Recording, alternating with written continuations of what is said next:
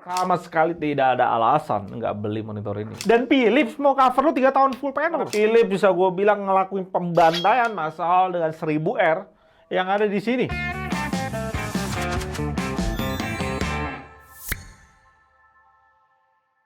Kemarin AOC CU34 G3S gue nobatin jadi ultrawide terbaik mengalahkan Xiaomi 34 inch dan juga Lenovo G34W secara kualitas panel dan kurvaturnya. Dan memang itu 1000R terbaik di kelas yang sekalian AOC membantai habis MSI MP G343 CQR dengan harga hampir 2 kali lipatnya. Padahal harga realnya cuma 6,6 juta. Dengan pembantaiannya itu, AOC jadi monitor gaming ultrawide dengan value terbaik di 2022 sekarang. Tapi seperti thumbnail video ini, tidak disangka Philips lebih baik dari yang terbaik itu. Dengan harga yang jauh lebih murah juga di 6,6 juta. Ini deal super gila. Dan pas gue lihat spek di website Philips, agak kelitik perut gue sedikit sih sebenarnya. Philips agak cover claim dengan bilang Adobe RGB bisa 96%. Pas kita lihat P3-nya warna hijau udah mentok di target P3, yang dimana nggak mungkin kalau kayak gini tuh bisa sentuh Adobe RGB 90% ke atas. Dan pas kita tes, memang cuma 86%. Di sisi lainnya ada beberapa detail-detail minor yang mesti kalian terima di Philips ini dibanding AOC. Untuk sebuah monitor gaming, dari belakang desainnya Philips ini kurang gaming ya dibanding AOC. Tapi dari depan feeling immersive-nya jauh beda. Stand-nya tuh jauh lebih kokoh dipegang. Stand-nya ini mirip punya gaya yang hampir lurus gitu. Bukan tipe V yang biasa makan tempat di meja lebih banyak. Bahan-bahan yang dipakai bodinya harus kita akui ini plastik yang tebel di bodi. Bahan metal yang dipakai di stand dan kakinya juga premium. Jauh lebih mewah dan padat dibanding AOC. Efeknya head adjustment-nya jauh lebih smooth buat dimainin dan tilt-nya pakem untuk diatur. Dan kembali lu mesti terima, swivel nggak ada di Philips ini. Di AOC ada. Portnya total ada 4 display, tapi ngadep ke belakang semua. Yang ada resiko ngebuat kabel-kabel berkualitas dan tebel kayak lindi mentok tembok ketika lu pakai bracket ke monitornya. Dan karena colokan port ini agak ke dalam, ya lu nggak bisa juga pakai adaptor tipe L. Ya kalau dicolok tuh kayak ditelen gitu, karena terlalu dalam colokannya. AOC jauh lebih nyaman di bagian port ini karena ngadep ke bawah. Berikutnya Philips juga ngilangin port USB hub, di AOC ada. Dan juga nggak ada speaker. Di AOC kembali lagi ada. Banyak fitur-fitur yang hilang kan sebenarnya dari Philips ini. Tapi di sisi lainnya, alasan gue ngomong ini lebih baik daripada AOC karena titik berat penilaian gue ada di kualitas panel dan treatment brand ke monitor itu sendiri. Karena harga dari sebuah monitor 90% kira-kira ada di panelnya. Kalian nggak percaya? Coba rusakin panel monitor kalian, bawa ke service center.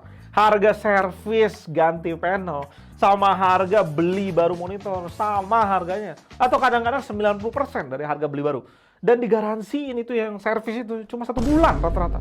Apa artinya? Panel lebih mahal dari semua komponen yang ada di monitor. Dan brand yang mau treatment monitornya dengan baik, itu lebih mahal lagi value-nya. Langsung aja, ini kualitas gamutnya dengan Rec 2020 sampai 66%. Secara gamutnya, Philips sudah masuk ke kelas yang luas coverage warnanya, bersaing dengan banyak monitor kelas atas. Dan lebih unggul beberapa persen dibanding AOC. Dan kita bisa lihat ya, 1000R lainnya punya kualitas panel kayak monitor 2 jutaan.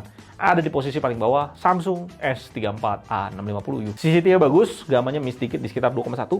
Putih keluar cukup oke. Dengan 8 LTE, kualitas putihnya paling akurat kalau kita ngomong 34 inch ultrawide, mengalahkan AOC, Lenovo, Samsung, dan juga Xiaomi. Efeknya jelas, saturasi dan akurasi warna P3-nya rapih di 8 delta. Kembali Philips jadi yang paling akurat untuk P3 dari semua 34 inch ultrawide yang kita udah tes. Dan seperti kebanyakan monitor yang P3-nya luas, secara default pasti saturasi dan akurasi sRGB-nya nggak gimana-gimana bisa diandelin. Tapi ini nggak masalah, Philips sudah sediain OSD sRGB yang bekerja dengan baik untuk ngelimit P3 yang luas. Langsung akurasi sRGB-nya hampir sangat akurat di 6 delta. Philips agak sedikit kalah treatment OSD ini dibanding AOC. 5 delta E-nya AOC memang sangat akurat, sedangkan 6 delta E-nya Philips bisa dibilang masih akurat lah. Tapi jelas ini membantai kualitas Xiaomi yang nggak ada preset sRGB sama sekali, dan Lenovo yang preset sRGB-nya pun gimmick. Sedikit catatan, brightness di preset sRGB ini dikunci di 330 nit. Untuk sebagian editor ya nggak akan bisa pakai ini di ruangan gelap gulita karena keterangan. Hasil akurasi sRGB-nya tadi gue show ke kalian, testingnya kita di ruangan kantor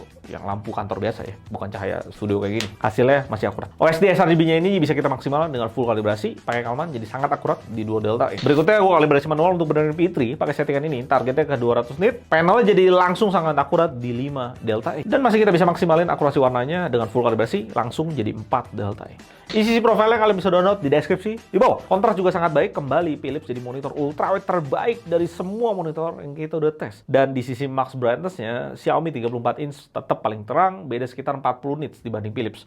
Masih dalam batas yang bagus untuk Philips. Langsung singkirin dan tidak penting kelengkapan lainnya, kabel power dan DisplayPort. Dengan harganya 6,6 juta dan garansi panel full 3 tahun dari Philips.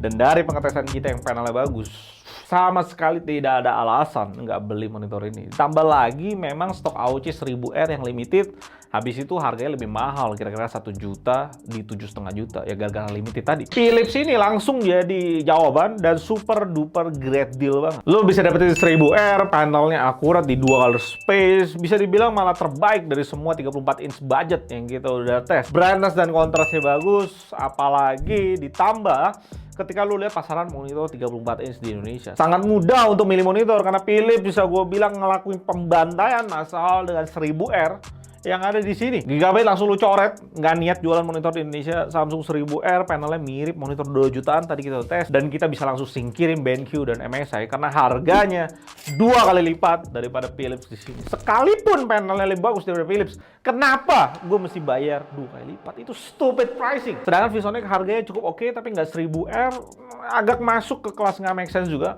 Lenovo agak sedikit naik harga, bisa masuk terbantai juga sama Philips ini karena bedanya 800.000, lu langsung bisa dapetin ke immersive 1000R yang udah beda kasta. Mudah banget kan pilih Philips, dan karena ini monitor curve dan VA, gue mesti ingetin ke kalian jangan main game kompetitif kayak Valorant di sini. Motion blurnya nggak cocok. Kalau lu memang butuh ultrawide gaming dan butuh panel yang akurat, Philips ini value to performance-nya luar biasa saat ini. Tambahan juga, Philips ini di China di harga 5,8 juta, bisa dibilang mepetin harga Indonesia ya sekitar 800.000, dan nice job untuk Philips akan hal itu. Sedangkan AOC di China itu sekitaran 6,4 juta, jadi bisa dibilang sekitar perbedaannya 1-2 juta. Harga di Indonesia yang 7,5-8, malah itu jadi kerasa kemahalan. Ngelihat kualitas Philips yang luar biasa di sini dan ngalahin AOC itu dari segi panelnya. Tapi buat kalian yang nggak tahu, Philips dan AOC dibuat di pabrik yang sama di China sana. Jadi yang manapun lu beli, pabriknya tetap untung. Tapi kembali lagi, hal ini tuh gue mesti ngomong. MSI dijual di 12,6 juta di Indonesia. Di China 6,6 juta.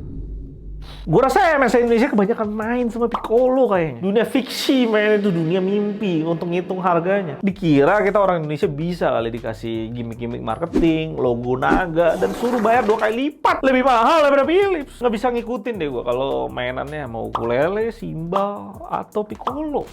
Tapi ya mungkin MSI target pasarnya Namekian kali ya yang beli. Ya kita nggak tahu, nggak bisa disalahin juga. Dan kembali kita juga ngelihat Xiaomi Indonesia ada masukin batch terakhir untuk 34 inch yang resmi, dan toko bisa jual di 6,1 juta. Gue cek mungkin toko dapat 5,8 sampai 5,9 gitu ya. Tapi garansi cuma mau di cover tahun. Ada cheating nih Xiaomi ID 4,5 juta di China. It just stupid man. Udah telat masuk, masih stupid pricing. Garansi cuma setahun, ditambah Philips di sini cuma beda 500.000, 6,6 juta. Kastanya udah jauh di atas Xiaomi 34 inch yang resmi di 6,1 juta. Dan Philips mau cover lo 3 tahun full panel lo. Mau cari untung nggak gitu-gitu juga lah. Ini 2022 nih. Monitor 2019 itu nggak layak di 6 juta. Gua nggak ngerti ya siapa yang mau beli sih itu. Dan buat kalian yang masih belain Xiaomi tanpa logika dan data dengan alasan pajak dan lain-lain, baca aja komen gua yang ini, udah gue jelasin semuanya. Brand itu nggak perlu dibela. Suruh yang ngelawak sekolah aja sama brand yang niat jualan. Kalian bisa support gue dengan belanja pakai link di deskripsi di bawah. Thank you buat itu. Gue Eldon dari JTD. Sampai jumpa, tetap.